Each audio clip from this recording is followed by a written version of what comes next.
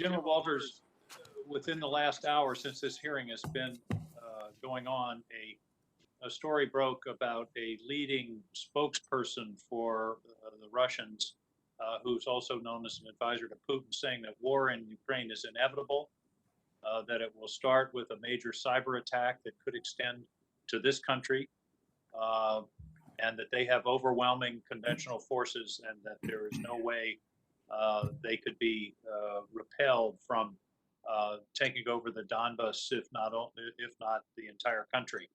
Uh, I view this situation as extremely concerning, and I guess my first question is, what's your reaction to the assertion that uh, a Russian invasion of eastern Ukraine would be unstoppable? Do the Ukrainians have the weapons, the manpower, the training, the wherewithal to stop such an attempted annexation? I got to say, I'm mightily reminded of 1938 and the Sudetenland and the German claims of liberating the German-speaking people. Very similar things we're hearing from Russia. Um, Talk to me about the preparation and the readiness of the Ukrainians and our readiness to assist them. Senator, as we discussed yesterday in our phone conversation, we are very concerned, and in Ukraine and their partners in the region are doing all that they can to improve their posture with each and every second as we go forward. So if in fact an incursion does occur, they're best positioned for success, not only within their forces, but within their partners within the region. And do you believe they could repel an invasion that started next week? I certainly do over time, Senator. Well, I think let me follow up a moment about the political situation in eastern Ukraine. There are many Russian speaking people there. What's the political mood in terms of loyalty to the country of Ukraine versus loyalty to Russia? Senator, I would categorize it as high loyalty to the country of Ukraine. So the claim that Russia would be liberating these people from Ukrainian control would not resonate in that region. I agree, Senator.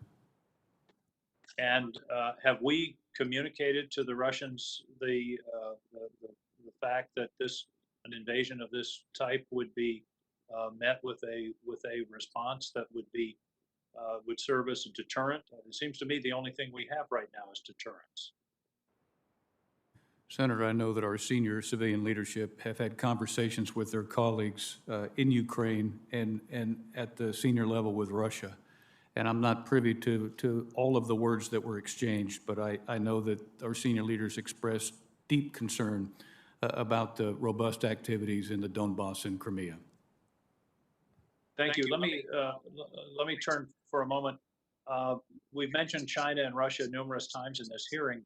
Do you see evidence in your AOR of increasing relationship, cooperation, if you will, between Russia and China? Traditionally, at least in the recent past, they've been adversaries, or at least suspicious of one another. Do you see a developing cooperation, which would be inimical to our interests? Senator, I see cooperation that's superficial at best. I think it's higher at the tactical level, soldier to soldier, and I think it's pretty close to phony at the strategic level. Well, that's reassuring. I hope that's correct. General Lyons, you and I had an exchange last year about the potential gap in coverage for refueling.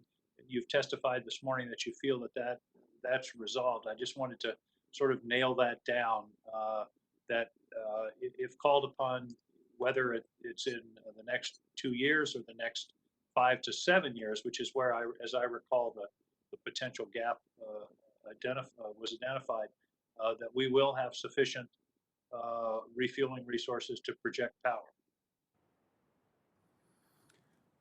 Senator, I am comfortable and aligned with the Air Force's position on this. I think that we have to be clear that Boeing has a long way to go to deliver full operational capable weapon system, but in the interim, I am confident with the capability that exists to meet day-to-day competition and crisis. I'm just about out of time, but does Boeing do we have a date for final delivery and deployment of the KC-46? Senator, on that, I'll defer to the Air Force from a programmatic perspective.